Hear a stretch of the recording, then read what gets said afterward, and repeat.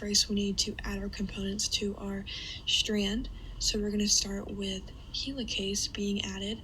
Helicase here is seen with the 3 blue balls right here, and that's because helicase is in a hexamer, and that is connected to a beta clamp loader, and we'll talk about that a little bit later.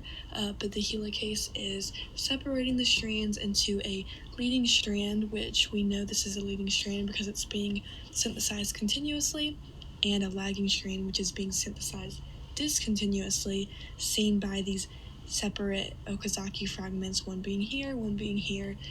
So it's a little bit more complicated to replicate that lagging strand.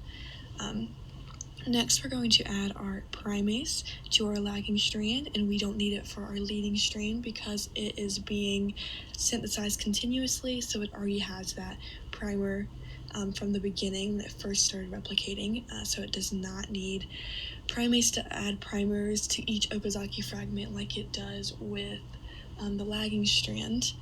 And on the lagging strand, we see that these flower-looking components here, those are our single-stranded binding proteins, and those bind to the single-stranded DNA that we see there, and it just helps stabilize it and make sure that it is not degraded at the exonucleases, and those will pop off once it becomes double-stranded DNA.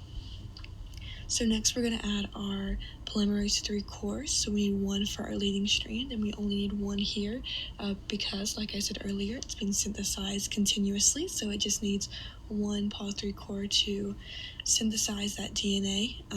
But for the lagging strand, we need 2 because this front Pol 3 core here is going to synthesize this 1 Okazaki fragment, and it's almost done, as we can see, and that will pop off once it gets to that end, and the next Pol 3 core, in the back will sort of take its place and start to synthesize that next Okazaki fragment, and that process will keep repeating, so the lagging strand needs more than 1 Pol 3 core. Last, we're going to add our beta clamps. We need 1 for each Pol 3 core. We need 1 for the leading strand, and these beta clamps help to associate with the Pol 3 cores and help it stay on the strand and make sure that it does not disassociate too early. So once I add this beta clamp to the lagging strand, we will have a complete Pol hollow enzyme, and that is composed of our beta loading clamp and our Pol 3 core and this beta clamp that I'm about to put down. So once our simulation starts, we see that the leading strand is just synthesizing continuously, nothing too complicated, and our lagging strand has this Pol 3 core getting to the end of its strand, so it will pop off in just a second. And then our beta clamp loader here is adding that now open beta clamp, so it can help with the next Pol 3 core to synthesize that next Okazaki fragment here.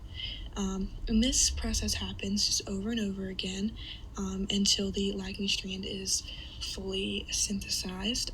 And soon, once this is almost over, we'll see that primase come in and add a primer so that the next Okazaki fragment can be synthesized with that beta clamp loader, adding that open beta clamp around the strand so that that Pol 3 core that's coming up can help synthesize that next Okazaki strand. And we see the single-stranded binding proteins coming off as they are no longer needed once they become double-stranded DNA.